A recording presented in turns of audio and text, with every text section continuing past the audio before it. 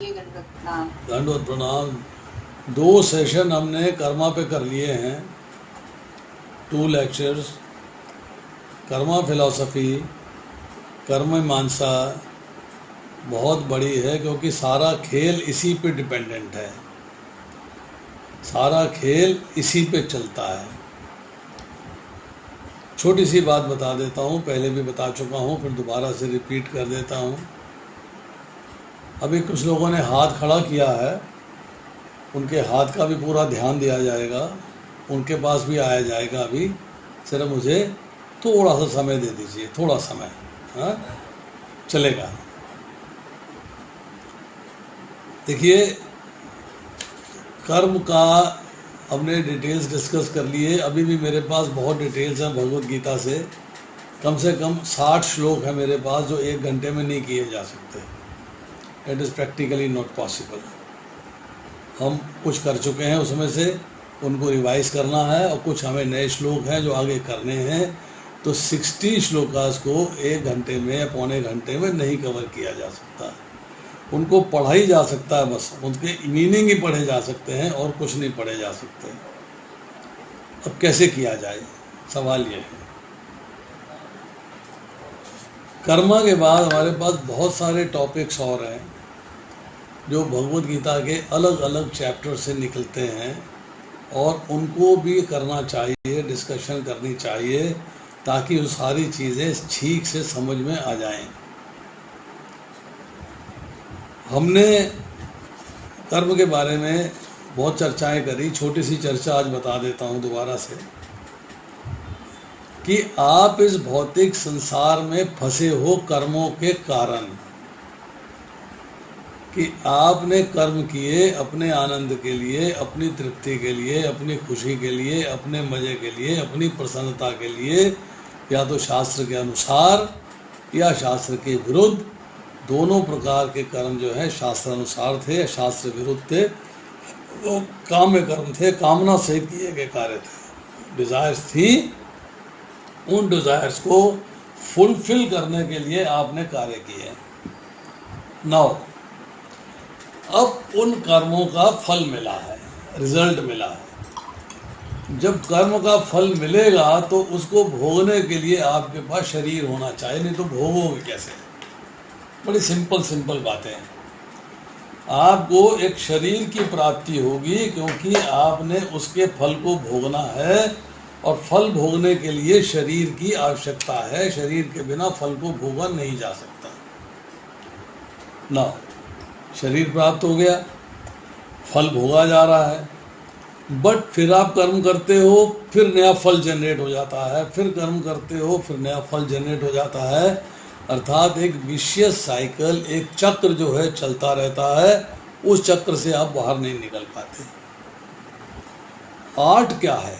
Art है कि आपको आना चाहिए कि मैं उस चक्र से बाहर कैसे निकल सकता हूँ।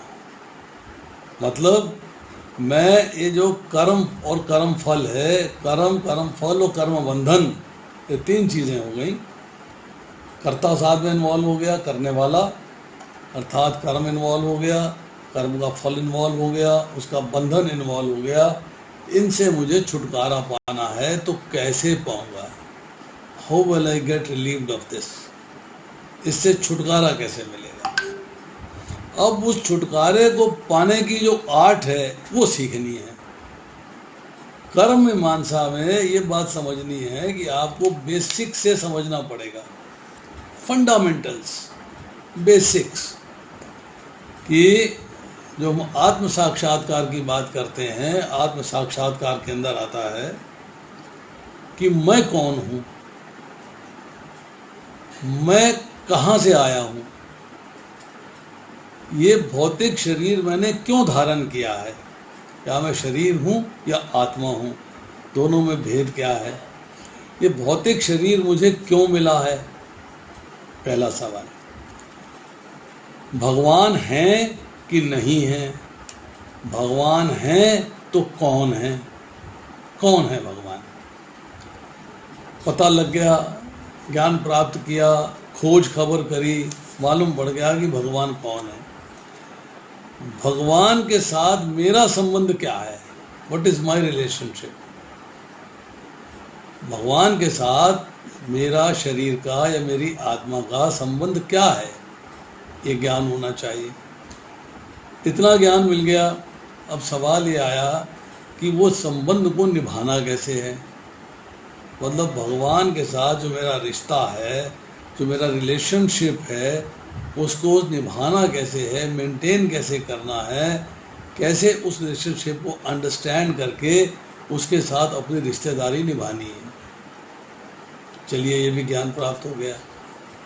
अब रिश्ता निभाने के लिए मुझे कर्म करना है, तो कर्म क्या है ये ज्ञान होना चाहिए।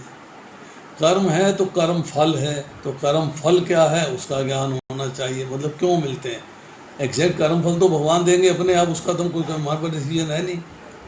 तो कर्म फल, अच्छे कर्म फल क्यों मिलते हैं, बुरे कर्म फल क्यों मिलते हैं, और कोई भी कर्म फल क्यों नहीं मिलता है, इसका ज्ञान होना चाहिए। अगर कर्म फल का ज्ञान प्राप्त कर लिया है, फिर पता होना चाहिए कि कर्म बंधन क्या है, मैं बंधा हुआ क्यों हूँ यहाँ पे, यहाँ से निकल क्यों नहीं पा रहा हूँ मैं, मेरा डेस्टिनेशन क्या है आफ्टर डेथ, डेथ के बाद मुझे कहाँ जाना चाहिए, इस भौतिक संसार में घूमना चाहिए, निम्न योनियों में जाना चाहिए या उच्च योनियों में जाना चाहिए, या भगवान के धाम जाना चाहिए। तो ये सारे क्वेश्चन जो है, इन सब का आंसर अल्टीमेटली जो है कर्म में है। और फिर कर्म मैंने समझ लिया, मैंने ये समझ लिया कि कर्म का फल प्राप्त नहीं होगा, तो वो कैसे प्राप्त नहीं होगा, उसका फर्दर प्रोसेस क्या है, कर्म का एंड रिजल्ट क्या है, उसकी हाईएस्ट लिमिट क्या है। तो समझ में आती है कि कर्म योग के बाद फिर मुझे भक्ति योग में आना है। तो भक्ति क्या है, भक्ति किसे कहते हैं, भक्ति किसके प्रति करनी चाहिए, भक्ति कैसे करनी चाहिए, उसके नियम क्या हैं, उसके उपनियम क्या हैं, क्या जानना चाहिए, क्या नहीं जानना चाहिए, क्या करना चाहिए, क्या करना चाहिए। करना फिर है तो कर्म हो गया, भक्ति में जो भी कार्य करते हैं कर्म हो गया। तो कर्म योग और भक्ति योग में कोई खास फर्क नहीं है। ओनली थिंग इज कि लेवल्स का अंतर है, लेवल 1, लेवल 2, लेवल 3। अब हम जब चर्चा करते हैं कर्म योग के बारे में, तो यहाँ पर जो है मेरे पास इस वक्त एक लिस्ट है जिसके अंदर अप्रॉक्सीमेटली 58 श्लोक हैं, और मेरे कुछ श्लोक मैंने भगवत गीता से छोड़ दिए हैं, और भागवतम मैंने अभी टच नहीं करी, उसको मैंने अभी छुआ नहीं। अगर मैं केवल भगवत गीता की ही बात करता हूँ तो कुछ चर्चाएं हम पिछले 2 चैप्टर्स में कर चुके हैं। अब इसके अंदर जो है कुछ चर्चाएं ऐसी हैं जिनको मैं सिर्फ इनेमोरेट करूँगा, सिर्फ आपको बताऊँगा ये चर्चा हम करने वाले हैं। कैसे करेंगे वो बात की बात है, कब करेंगे वो बात की बात है, वो सब बात की बात है। एक कॉमन श्लोक है, कर्मण्येवाधिकारस्ते मा फलेषु कदाचन मा कम हेता भूमद संगस्तो कर्मणि। तुम्हें अपना कर्तव्य करने का अधिकार है, किंतु कर्म के फलों के तुम अधिकारी नहीं हो। तुम ना तो कभी अपने आप को कर्मों के फलों का कारण मानो, ना ही कर्म करने में कभी आसक्त हो। अब इस श्लोक को समझना है, तो इस श्लोक को समझने के लिए इसके पहले के श्लोक भी समझने पड़ेंगे जो कर्म से कनेक्टेड हैं, और इसके बाद के श्लोक भी समझने पड़ेंगे जो कर्म से कनेक्टेड हैं। फिर एक श्लोक है, अज्ञात कर्मणो अन्यत्र लोकयम कर्म बंधना तदर्थम कर्म कौन्तेय मुक्त संग समाचार। विष्णु के लिए यज्ञ रूप में कर्म करना चाहिए, अन्यथा कर्म के द्वारा भौतिक जगत में बंधन उत्पन्न होता है। अतः है कुंती पुत्र, उनकी प्रसन्नता के लिए अपने नियत कर्म करो, इस तरह तुम बंधन से सदा मुक्त रहोगे। तो नियत कर्म क्या है इसके बारे में जानना जरूरी है। फिर एक श्लोक आता है कि ना ही कश्चितन अमपि चातु उत्तिष्ठन कर्म कृत कार्यते ही वश कर्म सर्व प्रकृति जय गुण। प्रत्येक व्यक्ति को प्रकृति से अर्जित गुणों के अनुसार विवश होकर कर्म करना पड़ता है। अतः कोई भी एक क्षण के लिए भी बिना कर्म किए नहीं रह सकता। ये श्लोक हमने अभी बिगिनिंग में पढ़े हैं और हम शायद इनको कर भी चुके हैं। अब इसके बाद एक श्लोक आता है,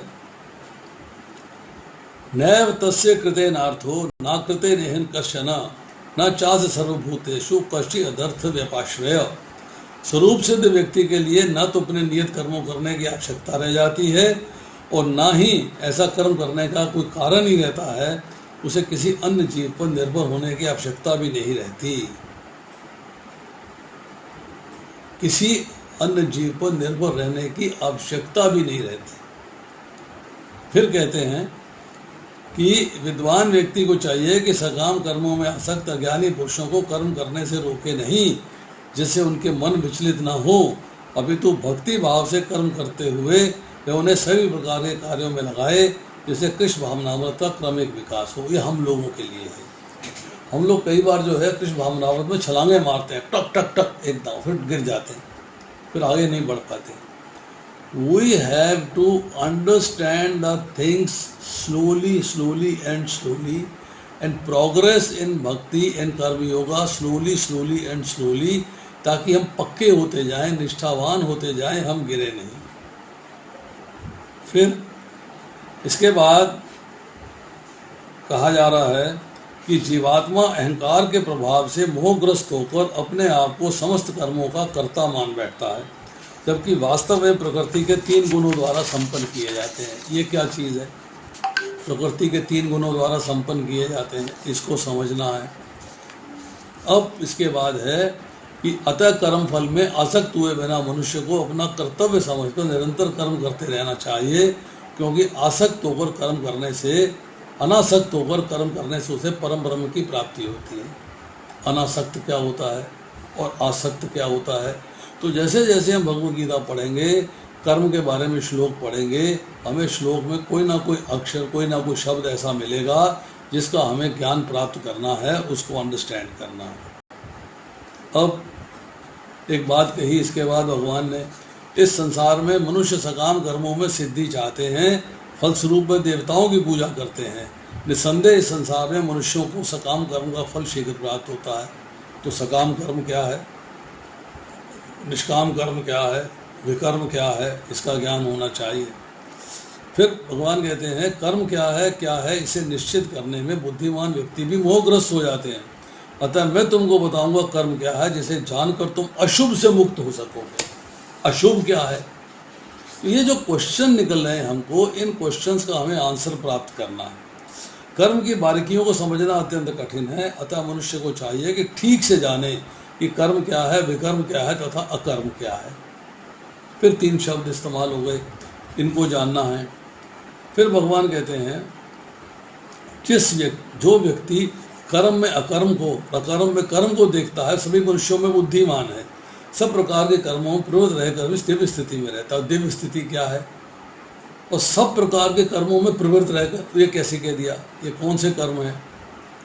जिस व्यक्ति का प्रत्येक प्रयास इंद्र तृप्ति की कामना से रहित होता है, वह पूर्ण ज्ञानी समझा जाता है। उसे ही साधु पुरुष कहते हैं। उसने पूर्ण ज्ञान की अग्नि से कर्म फलों को भस्मसात कर दिया है। कर्म फल भस्मसात हो गए, वो कैसे हो जाएंगे? मिट्टी में मिल गई, जल गए, समाप्त हो गए, वो कैसे हो जाएंगे? That is also difficult to know. उसके बाद कहते हैं कि अपने कर्म फलों की सारी आसक्ति को त्याग कर सदैव संतुष्ट एवं स्वतंत्र रहकर सभी प्रकार के कार्यों में व्यस्त रहकर कोई सकाम कर्म नहीं करता। अब आपने सकाम कर्म नहीं करना है तो अंडरस्टैंड करना पड़ेगा सकाम कर्म क्यों नहीं करना है। वो नहीं करना है तो कौन सा कर्म करना है। तो सकाम कर्म में भेद क्या है, निष्काम कर्म में भेद क्या है, सकाम कर्म योग में भेद क्या है, निष्काम कर्म योग में भेद क्या है, और विकर्म में भेद क्या है। इन सब का भेद, इन सब का डिफरेंस मालूम होना चाहिए। अब उसके बाद भगवान कह रहे हैं ऐसा ज्ञानी पुरुष पूर्ण रूप से संयमित मन तथा बुद्धि से कार्य करता है और अपनी संपत्ति के सारे स्वामित्व को त्याग देता है। जो केवल शरीर निर्वाह के लिए कर्म करता है, इस तरह कार्य करता हुआ पाप रूपी फलों से प्रभावित नहीं होता। जो स्वतः होने वाले लाभ से संतुष्ट रहता है, द्वंद्व से मुक्त है, ईर्ष्या नहीं करता, सफलता दोनों में स्थिर रहता है, वह कर्म करता हुआ कभी बंधता नहीं। तो कौन से कर्म है जिससे बंधन नहीं होता? इन श्लोकों में सब बातें बता रखी हैं, सब कही जा रही बात है, उनको ऑटोमेटिकली हौले हौले अंडरस्टैंड करना। जो व्यक्ति अपने कर्म फलों का परित्याग करते हुए भक्ति करता है, जिसके संशय दिव्य ज्ञान द्वारा विनष्ट हो चुके होते हैं, वही वास्तव में आत्मपरायण है धनंजय, वह कर्मों के बंधन में नहीं बनता। फिर भगवान ने कहा बंधन में कैसे नहीं बनता, उसकी व्याख्या दे दी। फिर बोले कि योगी जन क्या करते हैं। तो योगी जन आसक्ति रहित होकर शरीर, मन, बुद्धि तथा इंद्रियों के द्वारा भी केवल शुद्धि के लिए कार्य करते हैं, केवल शुद्धि के लिए कार्य करते हैं।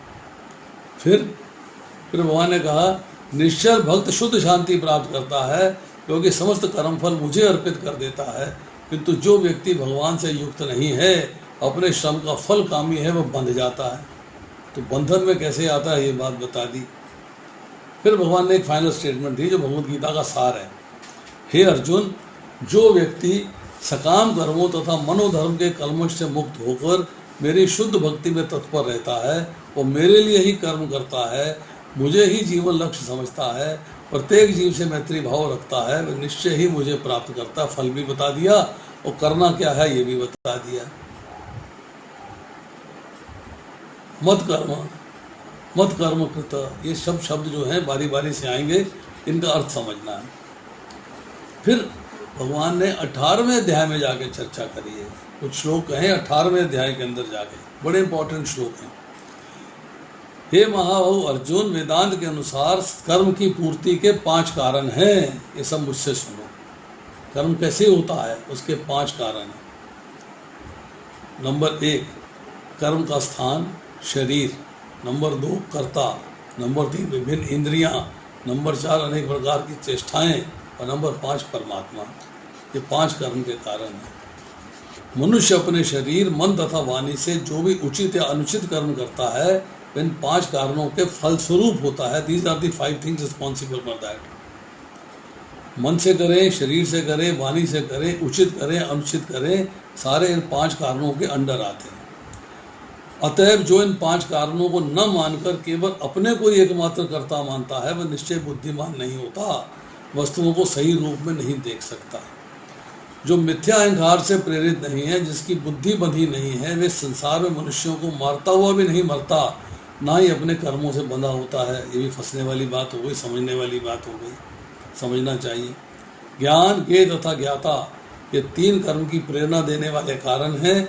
इंद्रियां, कर्म और कर्ता, ये 3 कर्म के संघटक हैं। जो कर्म नियमित हैं, जो आसक्ति, राग तथा द्वेष से रहित, कर्मफल की चाह के बिना किया जाता है, वो सात्विक कर्म है। लेकिन जो कार्य अपनी इच्छा पूर्ति के निमित्त प्रयासपूर्वक या मिथ्या अहंकार के भाव से किया जाता है, रजोगुनी कर्म कहा जाता है। और जो कर्म मोहवश शास्त्रीय आदेशों की अवहेलना करके भावी बंधन की परवाह किए बगैर हिंसा तथा अन्यों को दुख पहुंचाने के लिए किया जाता है, वह तामसिक कर्म कहलाता है। केवल भक्ति से मुझ भगवान को यथारूप में जाना जा सकता है। जब मनुष्य ऐसी भक्ति से मेरे पूर्ण भावनामृत में होता है, तो वैकुंठ जगत में प्रवेश कर सकता है। अब ये इतने श्लोक हैं, अभी मैंने इसमें 10-12 श्लोक ऐसे हैं जो मैंने छोड़ दिए हैं, मैंने उनको कवर नहीं किया है। उनको भी जब ऐड कर दूंगा तो ये अप्रॉक्सीमेटली 70 श्लोक हो जाएंगे। अब कर्म के बारे में 70 श्लोकों को समझना है। अब उसके बाद हम देखते हैं कि हम जानना चाहते हैं कि भाई भगवद गीता में और क्या है।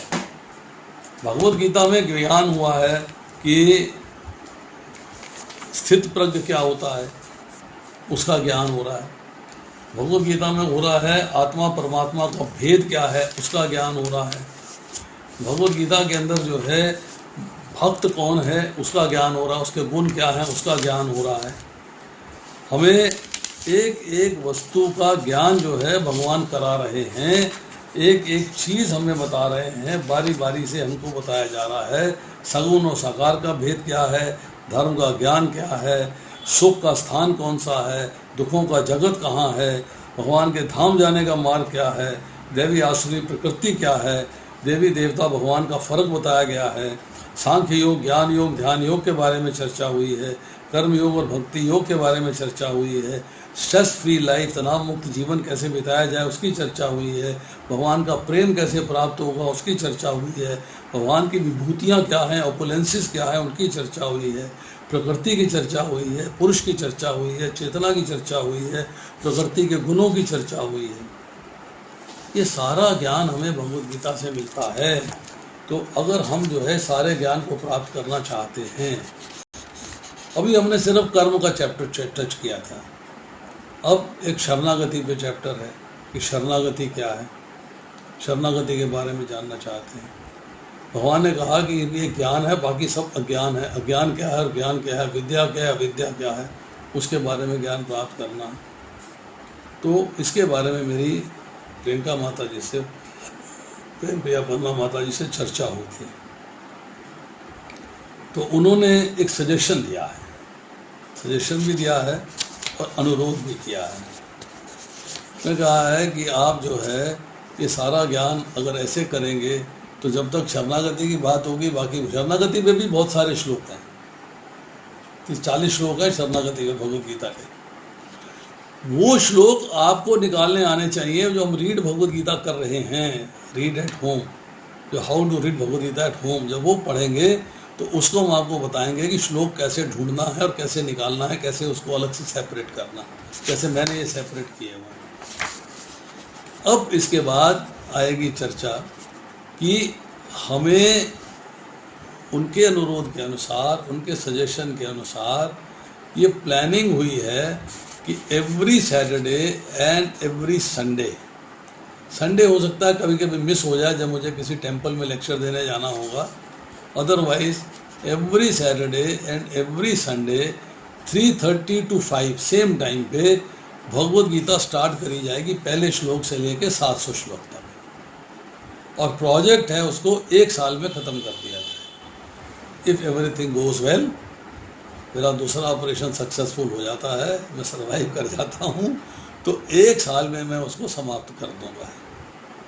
इसमें हमें माता जी का धन्यवाद करना चाहिए that she is given a very good suggestion, very nice suggestion. Bhagavad Gita मेरी चल रही है, एक जगह 13वां अध्याय चल रहा है, एक जगह 4था अध्याय चल रहा है। बट हम ये चाहेंगे कि ये जो ग्रुप बना है जिसमें कि कुछ लोग यूएसए से आए हैं, कुछ लोग इंडिया से हैं, कुछ रीड भगवद गीता वाले लोग हैं, जिनके उनमें से क्वेश्चन उठते हैं कि प्रभु जी परफट पढ़ते हैं तो ये क्वेश्चन है, अनुवाद पढ़ते हैं तो ये क्वेश्चन है, वो सारे क्वेश्चंस के आंसर्स इस क्लास में मिलेंगे, क्योंकि हम हर श्लोक को डिस्कस करेंगे, हर श्लोक पे चर्चा करेंगे, हर श्लोक पे कथा होगी।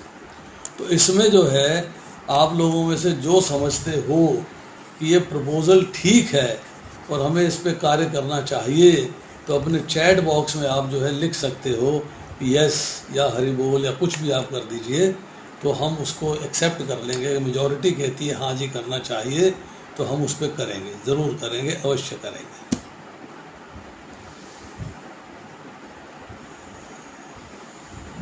अपने चैट बॉक्स में लिख दीजिएगा आप।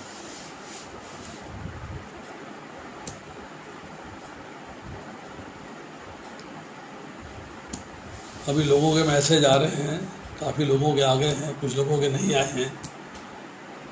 तो मेजॉरिटी जो है वो चाहती है कि भगवद गीता को किया जाए, और हमें माता जी का धन्यवाद करना चाहिए कि उन्होंने ये सजेशन दिया, उन्होंने चांस दिया पार्थसारथी फाउंडेशन में बोलने के लिए, उन्होंने चांस दिया हमको भगवद गीता बताने के लिए। एंड आई होप कि अगर आप लोग जो है जो रीड एट होम वाली क्लास है वो भी अटेंड करिएगा, जो ये वाली क्लास है ये भी अटेंड करिएगा, और जो हम अगली क्लास करेंगे, जो मेरा एक सेपरेट क्लास होती है, थर्सडे को करूँगा शाम को, उसका टाइम फिक्स कर दूँगा मैं, टाइम के हिसाब से हो सकता है यही टाइम रख दूँ, उसमें भी आइएगा। तो आपको जो है बहुत सारा ज्ञान आस्ता आस्ता प्राप्त होता जाएगा। और ज्ञान का फ़ायदा एक ही है कि हृदय का शुद्धिकरण होता है। जब हृदय का शुद्धिकरण होता है तो कलमश निकल जाता है, गंदगी निकल जाती है, फिर आप जो है भक्ति में एक चित होकर लग जाते हैं, आप फास्ट एंड स्मार्ट होकर भक्ति में लग जाते हैं। अब इस पे हमने चर्चा करी।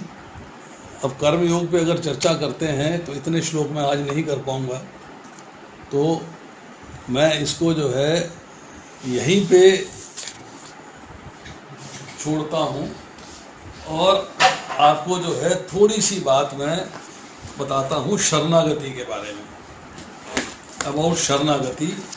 कि शरणागति के बारे में भी हमारे पास जो है टॉपिक्स हैं, उस पर जब हम श्लोक करेंगे तो हम देखेंगे कि हमारा शरणागति का जो कार्यक्रम है वो भी चल रहा है, उसके अंदर भी ठीक से सारी चीज़ें आ जाएंगी, वी विल गेट।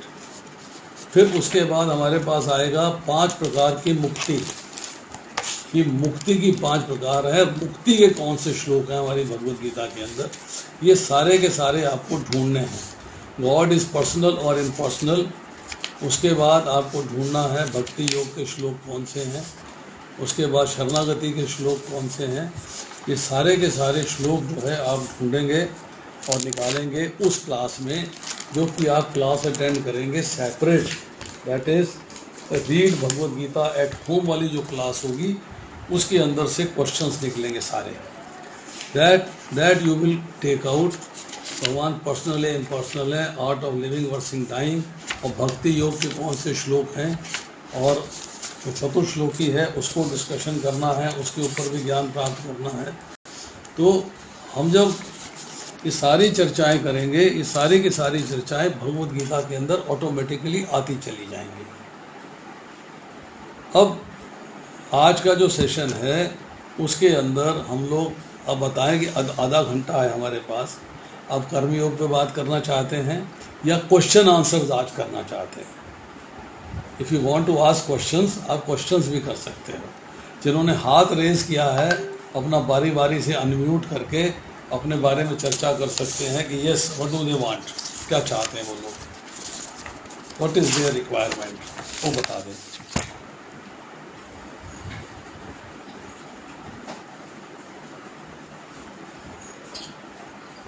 हरे कृष्णा। अगर आपका कोई भी कर्म योग के यस बताइए, कोई भी प्रश्न है तो आप अपना हैंड रेज कर सकते हैं। रितु माता जी आप अनम्यूट करें। हरे कृष्णा। रितु माता जी कुछ कहना चाहती हैं? दंडवत प्रणाम प्रभु जी। प्रभु जी आज क्वेश्चन आंसर रहने दीजिए, 30 मिनट में कर्म योग को दे दीजिए, हम करना चाहते हैं। अभी एकादशी भी है तो please question answer next time दीजिएगा। मेरा तो यही सजेशन है सबके लिए। हरे कृष्णा, मेरा पॉइंट ऑफ व्यू है। हरे कृष्णा। देखिए कर्मयोग में मैंने बताया ना, मैं कर दूंगा कर्मयोग, मुझे कोई दिक्कत नहीं है। I do it. आपको हमने पिछली बार बताया था कर्मयोग के बारे में, काफ़ी चर्चाएं करी थी। हम आपको फिर थोड़ी सी आज चर्चा कर देते हैं। एक कॉमन चीज़ है कर्मयोग के बारे में जो हमको समझनी चाहिए। There is a common thing. हम लोग जो है जब कर्म को हमने कई तरीके से डिवाइड किया है, कर्मों को कई तरीके से डिवाइड किया है। सकाम कर्म होता है, निष्काम कर्म होता है और विकर्म होता है। ये तो हमने किया कि कर्म की टाइप्स क्या हैं, मतलब किस तरीके के टाइप्स होती हैं। अब उसके बाद जो है कर्म की प्रकार हैं, कर्म कितने प्रकार के होते हैं, कितनी टाइप्स में दूसरे तरीके से डिवाइड करते हैं। उसमें क्या है कि कुछ आपकी डेली रूटीन एक्टिविटीज़ हैं जिसको नित्य कर्म कहते हैं, वो आपकी डेली रूटीन एक्टिविटीज़ हैं। जैसे कि शास्त्र की आज्ञा है, शास्त्र के अनुसार अकॉर्डिंग टू द स्क्रिप्चर्स जो आपको अपने दैनिक कार्य हैं, रोज़मर्रा के कार्य हैं। जैसे आप कहते हो रोज़ मुझे जप करना है, वो दैनिक कार्य रोज़ करना है आपको। रोज़ मुझे प्रसाद बनाना, भगवान के लिए भोग बनाना है, वो दैनिक कार्य, रोज़ का नित्य कर्म है वो। मुझे प्रसाद ही खाना है, वो नित्य कर्म है आपका। फिर आपको अपने शरीर का शौचम, मतलब शरीर को साफ़ सुथरा रखना है, नहाना धोना, मंजन टॉयलेट, सारे काम आपके नित्य कर्म है, ये आपको करने ही करने हैं। ये आपसे बिना छुटकारा नहीं मिल सकता। तो ये आपकी डेली रूटीन एक्टिविटीज़ हैं।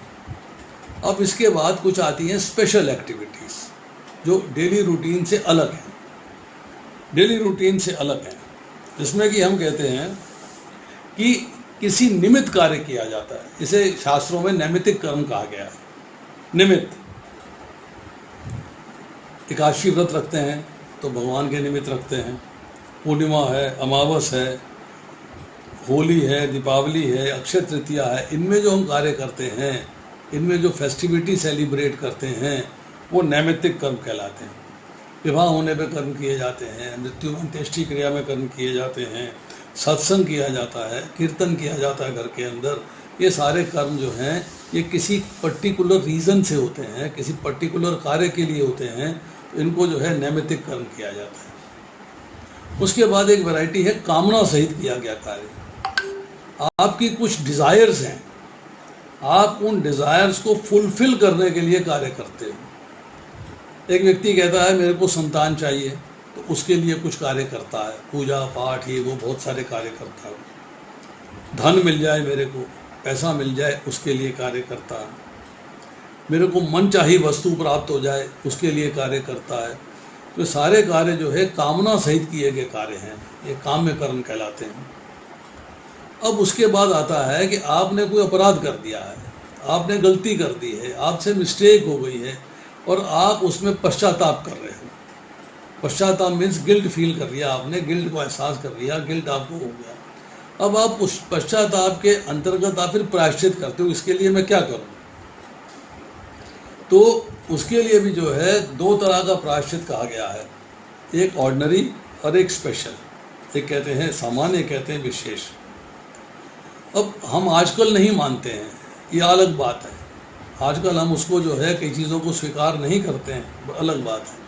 पर अगर आप शास्त्र पढ़ेंगे, स्मृतियाँ पढ़ेंगे, उसके अंदर लिखा हुआ है, अगर आपसे किसी पशु का वध हो जाता है, चूहा मार दिया, बिल्ली मार दी, कुत्ता मार दिया, कुछ ऐसा कुछ कबूतर मार दिया, तो उसके लिए आपको जो शास्त्र है, निर्णय सिंधु है, धर्म सिंधु है, उसके अनुसार आपको प्रारब्ध कर्मों को, प्रायश्चित कर्मों को करने के लिए एक विशेष प्रायश्चित कर्म कहलाता है, वो विशेष प्रायश्चित करना होता है।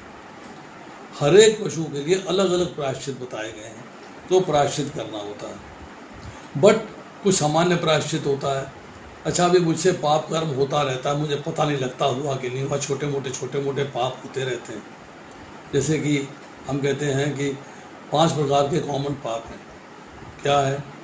झाड़ू मारते हैं तो कीटाणु मर जाते हैं, जहाँ जल रखा रहता है, कुंभी खड़ा रखा रहता है, उसके नीचे कीटाणु मर जाते हैं। खाना बनाते हैं तो उसके ऊपर कीटाणु मर जाते हैं। चक्की चलाते हैं तो उसमें कीटाणु मर जाते हैं। ओखली चलाते हैं, उसमें कीटाणु मर जाते हैं। तो पंचसूना कहते हैं इसे। तो ये जो कीटाणु मरते हैं, इनके लिए सामान्य जो है प्रायश्चित किया जाता है। वो प्रायश्चित क्या है? प्रसाद खाना, भगवान को भोग लगाना। कुछ कार्यों के लिए होता है प्रायश्चित करना, गंगा स्नान कराओ। कुछ के लिए होता है एकादशी व्रत रख लो।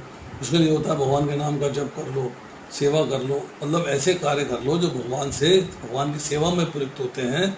उनसे आपको जो है प्रायश्चित होता है कि मैंने गलती करी, मुझे ये करना चाहिए। और उसके बाद होता है कुछ ऐसे एक्टिविटीज़ हैं आपकी जो आपको आवश्यकता अनुसार करनी है, अननेसेसरी है, आवश्यक है। जैसे धन कमाने के लिए कार्य करना, जीविकोपार्जन के लिए कार्य करना, खेती करनी, व्यापार करना, खाना पीना, सोना जागना, शरीर के लिए जो कार्य कहलाते हैं वो सारे आवश्यक कर्मकृत कहलाते हैं। उसको आपने करना ही करना है। तो ये हम जो है कर्मों का डिवीज़न कई तरीके से किया गया है, कई तरीके से किया गया है। प्रारब्ध कर्म होते हैं, कूट होते हैं, बीज होते हैं, इनको भी डिवाइड किया गया। प्रारब्ध कर्म है जो आप भोग रहे हो, जो फल मैच्योर हो चुके हैं, जो भोग रहे हो। और प्रारब्ध कर्म है जो फल मैच्योर होने वाले हैं, अभी भोगने शुरू नहीं हुए हैं पर फल मैच्योर होने वाले हैं। कूट है जो आहिस्ता आहिस्ता जो है डेवलप होकर अप्रारब्ध में चले जाएंगे, अप्रारब्ध फिर प्रारब्ध में चले जाएंगे।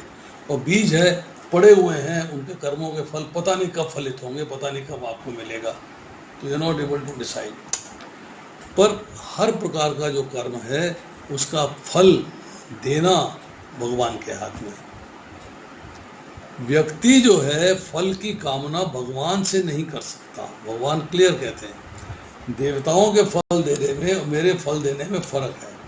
देवताओं के पास जो है, अगर आप देवताओं की सेवा करते हो, पूजा करते हो, अर्चना करते हो, तो आपको उसका फल देवता देने को बाध्य हो जाते हैं, कंपल्शन हो जाती है। इसकी मैं आपको कहानी सुनाता हूँ, एक कथा है, थोड़ी सी बात समझ में आ जाएगी। राजा द्रुपद ने शिव जी की पूजा अर्चना करी, तरीके से, विधि पूर्वक, सिस्टम से। शिव जी प्रसन्न हो गए, प्रकट हुए और कहा जाओ पुत्री की प्राप्ति है। पुत्री दे दी। द्रुपद अड़ गए। द्रुपद कहते हैं कि मैंने पूरे विधि पूर्वक आपकी पूजा करी है और आप मेरी पूजा से प्रसन्न होकर प्रकट हुए, तो as a part of this आपकी जिम्मेदारी बनती है मुझसे पूछो कि वर मांगो। आपने क्यों नहीं पूछा मेरे से? मुझे वर मांगने के लिए अधिकार क्यों नहीं दिया? मैं जो मांगता आप देते, जो आपके अधिकार में देंगे वही जो आपके अधिकार में। पर मेरा जो अधिकार था फल मांग, मतलब उसका जो मैंने पूजा अर्चना की है उसके लिए वरदान मांगने का जो मेरा अधिकार था वो आपने पूरा नहीं होने दिया। अपने आप ही आपने फल दे दिया, पुत्री की प्राप्ति हो। तो शिव जी फंस गए। बात तो गलत हुई है, इसमें तो कोई दो राय नहीं है। तो द्रौपद से पूछते हैं तुम्हें क्या चाहिए? बोले मुझे तो पुत्र चाहिए, मुझे पुत्र चाहिए, आई वॉन्ट अ सन। तो शिव जी कहते हैं अच्छा ठीक है, मैं जो वरदान है उसको तो वापस नहीं ले सकता, पर मैं उसको मॉडिफाई कर देता हूँ। क्या मॉडिफिकेशन है? कि ये जो पुत्री है ये समय पाकर पुत्र बन जाएगी। बोले कैसे बन जाएगी? कहते ये मैं तुम्हें नहीं बता सकता, but this daughter will become your son. अब भगवान कह रहे हैं, शिव जी कह रहे हैं, तो द्रौपद को विश्वास करना पड़ा। तो उसने उस पुत्री का लालन पालन जो है पुत्र के समान किया। राज विद्या दी, धनुर्विद्या दी, शस्त्र विद्या दी, तलवार विद्या दी, नीति विद्या दी, सब प्रकार की विद्याएं दी उसको। उस लड़की का नाम था शिखंडनी। शिखंडनी। अब वो लड़की बड़ी हो गई। अब द्रुपद को शिवजी की बात पे विश्वास था कि समय पाकर जो है ये लड़की लड़का बन जाएगी। तो उन्होंने राजा हिरण्यवर्मा की लड़की के साथ उसकी शादी कर दी। तो लड़का बन ही जाना है, हिरण्यवर्मा की लड़की ले आए, उससे शादी कर दी और उसको भेज दिया अंतःपुर में। हिरण्यवर्मा की लड़की ने देखा कि मेरी शादी तो लड़की से हो गई है। उसने अपने पिता को संदेश दे दिया कि हमारे साथ धोखा हुआ है, मेरी शादी एक लड़की के साथ कर दी गई है जो कि अनजस्टिफाइड है, जस्टिफिकेशन नहीं है। तो हिरण्यवर्मा को क्रोध चढ़ाया, उसने जो है द्रुपद पे हमला कर दिया और राज्य पे हमला हो गया। तो शिखंडनी ये समझ गई कि हमला उसके कारण हुआ है, उसका रूट कॉज मैं हूँ, मेरे कारण हमला किया गया है। तो उसने जो है अपने घर से विदा ले ली, चुपचाप निकल गई रात में और जंगल में जाके एक पेड़ के नीचे बैठ के अपना आंसू बहा के रो रही है। अब शिवजी की लीला शुरू होती है, अब खेल शुरू होता है। एक यक्ष है, उसका नाम है स्थूनाकर्ण। वो अपने लाव लश्कर के साथ वहाँ से निकल रहा है, रात्रि का समय है। लड़की को देखता है रोते हुए, लड़की के पास रुकता है, बोला पुत्री बताओ तुम्हें क्या कष्ट है, क्यों रो रही हो? मैं स्थूनाकर्ण यक्ष हूँ, तुम्हारा दुख दूर करने का प्रयास कर सकता हूँ, तो मुझे अपना कष्ट बताओ, मैं दूर करता हूँ। तो लड़की ने उससे कहा कि ऐसे ऐसे जो है धोखा हो गया है और मेरे राज्य पे राजा हिरण्यवर्मा ने हमला कर दिया है क्योंकि मैं लड़की हूँ और मेरी शादी हिरण्यवर्मा की लड़की के साथ कर दी गई है, पिता नहीं समझते हुए कि मैं पुत्र हूँ। तो स्थूनाकर्ण कहता है कोई बात नहीं, तो मेरे साथ चलो, मैं तुम्हारी दुख दूर कर दूंगा। उनको अपने साथ अपने राज्य में ले जाते हैं। वहाँ राज्य में जाके जो है उससे कहते हैं कि मैं अपना पुरुषत्व तुम्हें 1 वर्ष के लिए देता हूँ, 1 वर्ष के बाद आना, मेरा पुरुषत्व वापस कर देना, अपना अस्तित्व ले जाना। ये उस जमाने की सर्जरी है, सर्जिकल प्रोसीजर्स हैं। लड़की मान गई, चली गई, एक्सचेंज हो गया, लड़की पुरुष बन गई, राज्य में लौट आई। जब अंतःपुर में जाती है तो हिरण्यवर्मा की लड़की देखती है ये तो पुरुष है, मुझसे गलती कैसे हो गई? तो अपने पिता को संदेश देती है कि युद्ध बंद कर दिया जाए, हमला बंद कर दिया जाए, मेरे से गलती हो गई थी, मैंने मिस्टेक कर दी है, मेरी शादी तो लड़के से ही हुई है, लड़की से नहीं हुई है, ये लड़का जो है राजा द्रुपद का पुत्र है। हिरण्यवर्मा ने अपना लाव लश्कर लिया, सैनिक फौज ली और वापस चले गए। 1 साल बीत गया। 1 साल बीतने के बाद जो है वो लड़की जो है वापस स्थूनाकर्ण के पास जाती है, शिखंडनी, और उनसे कहती है कि आप ये अपना पुरुषत्व वापस ले लो। अब इस दौरान में जो यक्षों के राजा है कुबेर, वो स्थूनाकर्ण यक्ष के राज्य में आते हैं रूटीन विजिट पे और आगे जो है देखते हैं कि स्थूनाकरण जो है उनका स्वागत करने के लिए नहीं आया है, वो अंतपुर से बाहर ही नहीं आ रहा है।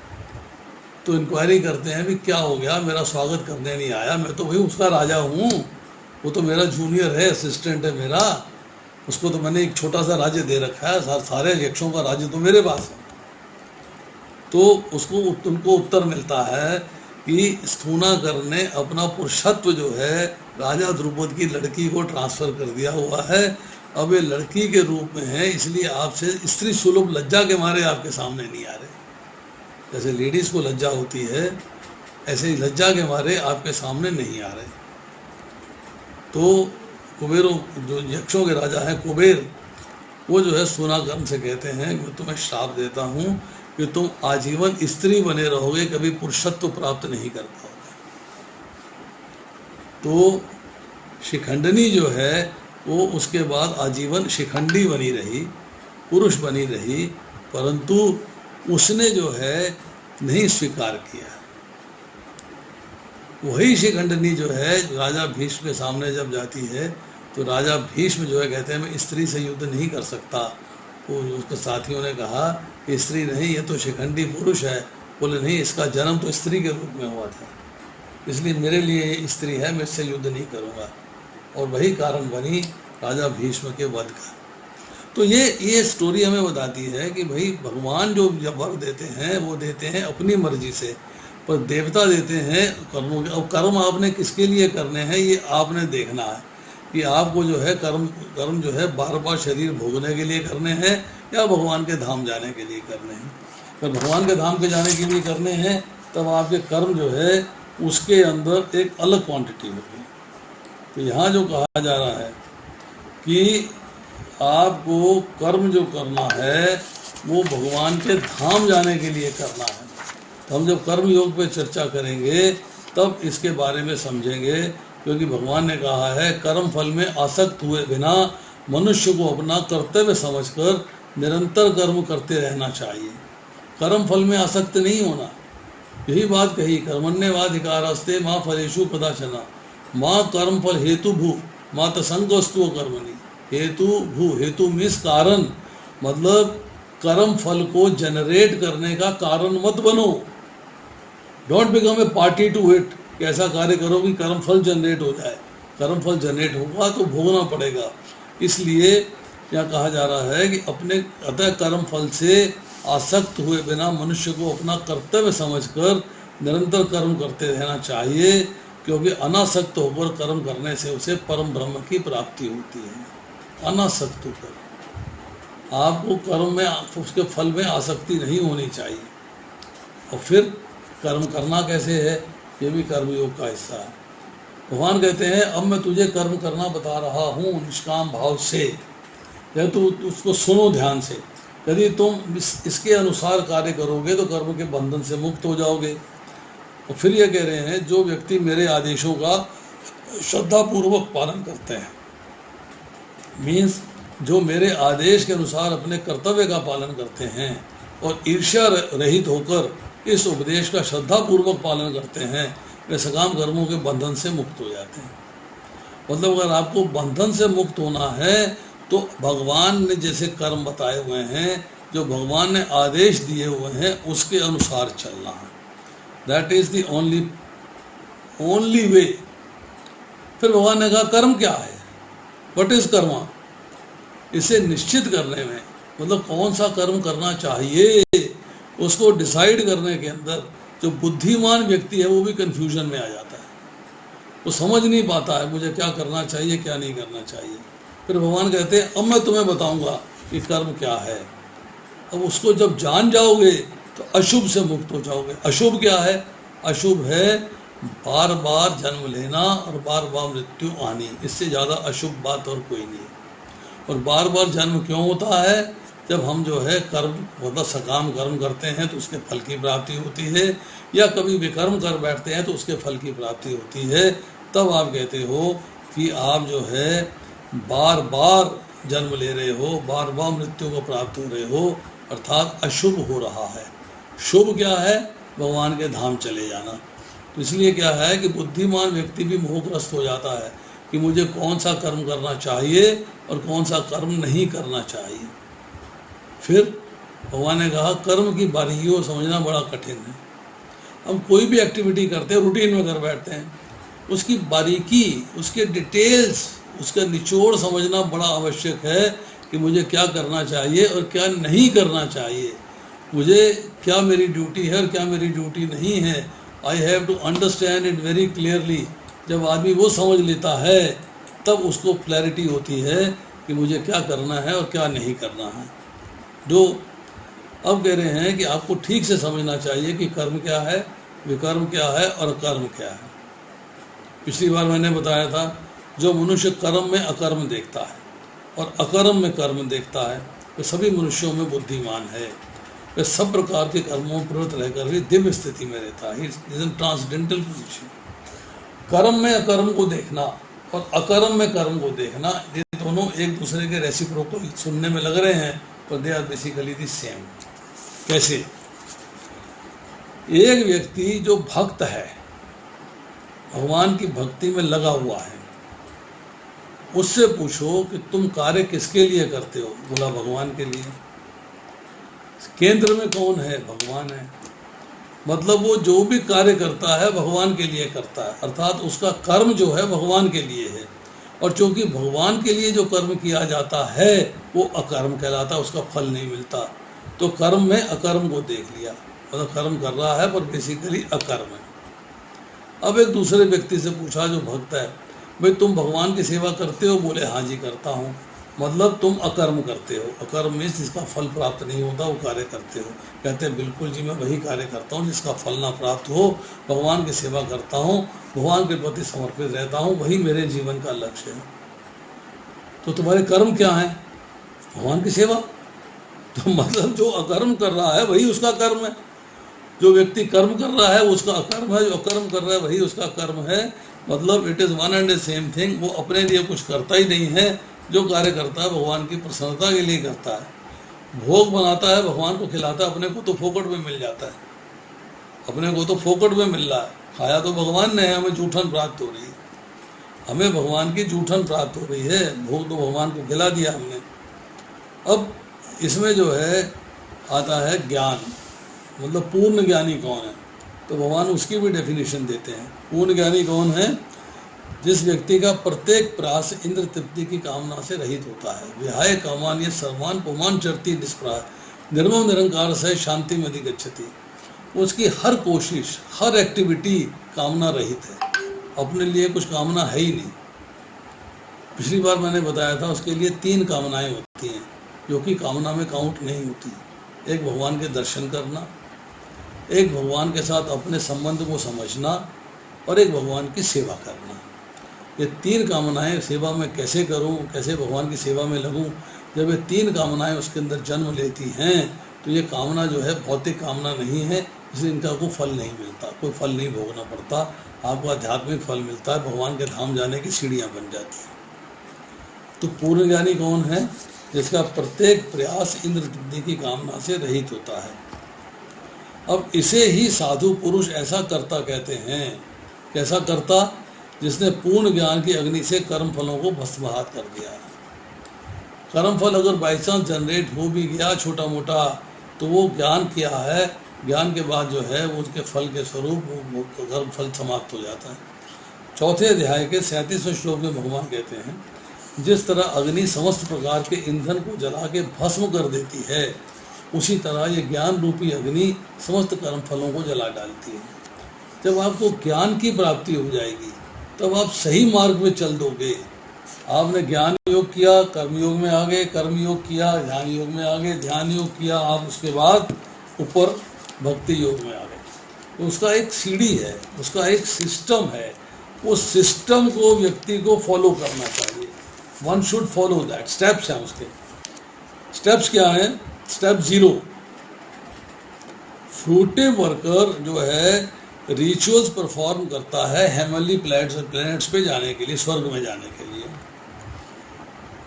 रेगुलेटेड सेंस ग्रेटिफिकेशन करता है, इंद्र तृप्ति करता है, परंतु शास्त्रों के अनुसार करता है, शास्त्रों के विरुद्ध कोई कार्य नहीं करता। अकॉर्डिंग टू स्क्रिप्चर्स, जैसे स्क्रिप्चर्स में दिया हुआ है उसी के साथ अपने आनंद के लिए कार्य, इंद्रिय तृप्ति का मतलब है अपने आनंद के लिए कार्य करना।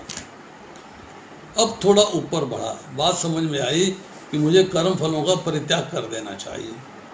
तो ये कार्य किया उसने, फ्रूटिव एक्शन किए, और announcing fruits of one's labour, उसने जो है निष्काम कर्म के लेवल पे आ गया, कर्म योग के लेवल पे आ गया। अपने उसने जो है सारे एक्शंस जो किए हैं उनके फ्रूट्स, उनके फल जो हैं उनको छोड़ दिया। अब आया स्टेप 2 पे। स्टेप 2 में क्या है? कर्म फल का परित्याग किया है, ब्रह्म का ज्ञान प्राप्त किया है और तपस्या करी है और ज्ञान योग में आ गया है।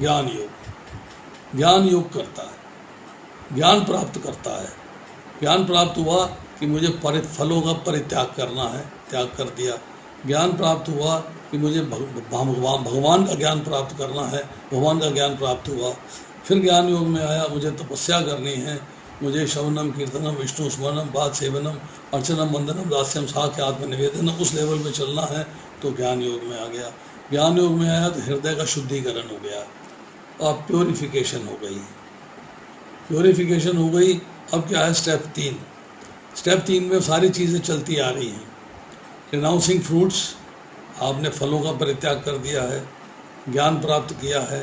अब आपने जो है अष्टांग योग करके ध्यान योग के अंदर मन को कंट्रोल किया है और सेंसेस को कंट्रोल किया है। Pratyahara means dissociating senses from sense organs. आपने अपनी इंद्रियों को, सेंस ऑर्गन्स को आपने जो है सेंसेस से अलग कर दिया। नाउ अब आपने भगवान पे ध्यान लगाया है, मेडिटेशन ऑन परमात्मा जो सुपर सोल के रूप में आपके हृदय में विराजमान है। अब आया स्टेप 4। मन को वश में कर लिया, इंद्रियों को वश में कर लिया, बुद्धि स्थिर कर ली और भगवान की प्रेममयी सेवा में लग गए।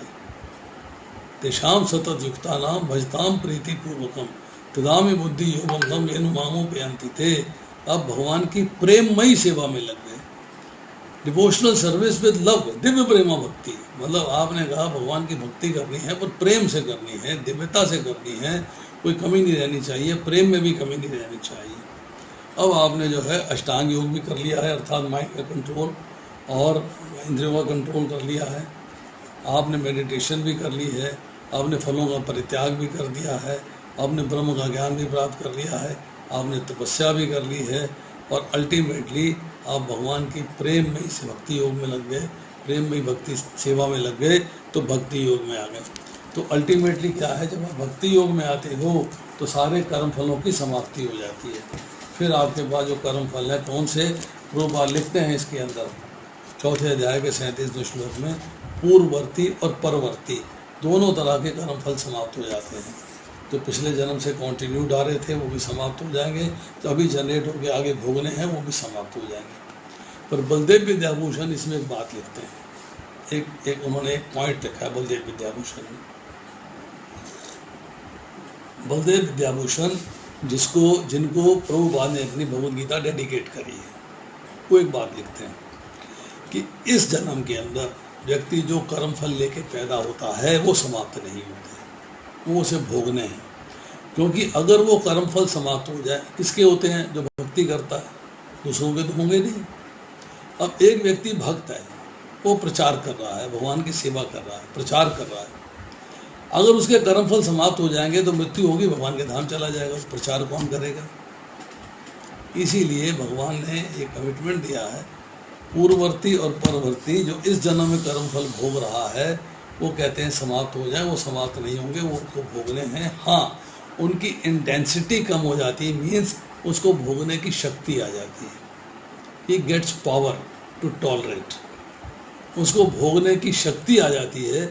ही is able to understand it very clearly कि यस, मुझे जो है इन कर्म फलों को भोगना है और कर्म फलों को भोगते हुए, भगवान की सेवा करते हुए भगवान के धाम जाने का मेरा कार्य जो है, मुझे उसको लेके आगे बढ़ना है। ये उसके मन में बात आ जाती है। नाउ अब आता है प्रश्न, आगे सवाल आता है कि जिसने ज्ञान प्राप्त कर लिया है, ज्ञानी पुरुष है, वो संयम में आ जाएगा। He'll control his mind, वो अपने मन को, इंद्रियों को, बुद्धि को वश में कर लेगा। कठोपनिषद में प्रभुपाद जी कोट करते हैं कठोपनिषद से 6वें अध्याय के 14वें श्लोक के परपट में कि एक रथ है, इसके अंदर रथ को शरीर माना गया है, जो 5 घोड़े जुते हुए हैं, 5 इंद्रियां ज्ञान की मानी गई हैं, लगाम है उसको मन माना गया है, सारथी है उसको बुद्धि माना गया है, और पीछे सवारी बैठी है उसे आत्मा माना गया है। घोड़े जो है बेईमान हो जाते हैं, कंट्रोल में नहीं आते। यत्ता ही अपी कौनते पुरुषस्य विपश्यता इंद्रियाणी ब्रह्मथीनी हरंती प्रसमम मना, कि इंद्रियां इतनी प्रबल हैं, इतनी बलवान हैं, इतनी वेगवती हैं कि उस विवेकी पुरुष के मन को भी हर लेती है जो उन्हें वश में करने का प्रयत्न कर रहा है। इंद्रियां बेचैन हो जाती हैं। इंद्र विषयों से जब भी संसर्ग होता है वो अपनी डायरेक्शन ले लेती है, अपने आप चलना शुरू कर देती हैं। मन बेचारा बेविल्डर्ड है, कुछ समझ में नहीं पाता क्या करूँ, लगाम के रूप में है, मन हार जाता है, मन कुछ कर नहीं पाता। और बुद्धि हर ली जाती है जब मन किसी विचरणशील इंद्रिय पर लग जाता है। इंद्रियां विचरणशील है, विचलती रहती हैं, मन उसमें लग गया, बुद्धि फेल हो गई, मतलब सारथी फेल हो गया। तो यहाँ पर जो है इस व्यक्ति की मन संयमित हो गया, बुद्धि संयमित हो गई, वस्थित प्रज्ञ हो गया, जो जिसका मन भी वश में है उसकी बुद्धि भी वश में है, और अपनी सारी संपत्ति के स्वामित्व को त्याग देता है। I am the master, I am the owner, ये छोड़ देता है। केवल शरीर निर्वाह के लिए कार्य करता है, केवल शरीर निर्वाह के लिए लिमिटेड टाइप ऑफ एक्टिविटीज़, बाकी एक्टिविटीज़ भगवान के लिए, अपने लिए लिमिटेड एक्टिविटीज़। वह इस तरह का कार्य करते हुए भी पाप रूपी फलों से प्रभावित नहीं होता। उसके ऊपर जो है कोई एक्टिविटी नहीं लगती कि उसने पाप का कार्य कर रहा है। अपने लिए लिमिटेड एक्टिविटीज़ करता है, बाकी सारी एक्टिविटीज़ भगवान के लिए करता है, अपने मन और बुद्धि को कंट्रोल में करके। तो फिर भगवान कहते हैं जो व्यक्ति अपने कर्म फलों का परित्याग करते हुए भक्ति करता है, कर्म फल को भोगने की इच्छा नहीं रखता, कर्म वही करता है जो भगवान के लिए करने हैं, तो कर्म फलों का परित्याग करते हुए भक्ति करता है, जिसके संशय दिव्य ज्ञान द्वारा नष्ट हो चुके हैं, ट्रांसडेंटल नॉलेज मिली है, उसके डाउट सारे खत्म हो चुके हैं, वही वास्तव में आत्मपरायण है। 2 शब्द इस्तेमाल होते हैं, भोगपरायण और आत्मपरायण।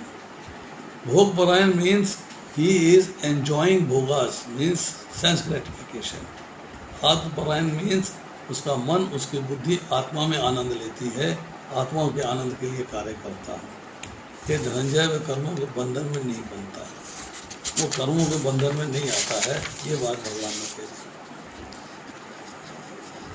उसके बाद ये बात फिर रिपीट कर रहे हैं, युक्त कर्म फलम त्यक्त्वा शांति मापनोति नैष्ठिकम अयुक्त काम कारेण फलो सक्तो निबद्धते, कि हे अर्जुन, जो व्यक्ति सकाम कर्मों तथा मनोधर्म के कर्मश से मुक्त होकर मेरी शुद्ध भक्ति में तत्पर रहता है, जो मेरे लिए ही कर्म करता है, मुझे ही जीवन लक्ष्य समझता है, प्रत्येक जीव से मैत्री भाव रखता है, निश्चय ही मुझे प्राप्त करता है। तो इन 2 श्लोकों को लेकर चलिए। पहले श्लोक में है निश्चल भक्त शुद्ध शांति प्राप्त करता है, किंतु समस्त कर्म फल मुझे अर्पित करता है। किंतु जो व्यक्ति भगवान से युक्त नहीं है वे श्रम का फल कामी है, बंध जाता है। पहले श्लोक में बंधन की बात हुई है, दूसरे श्लोक में मुक्ति की बात हुई है।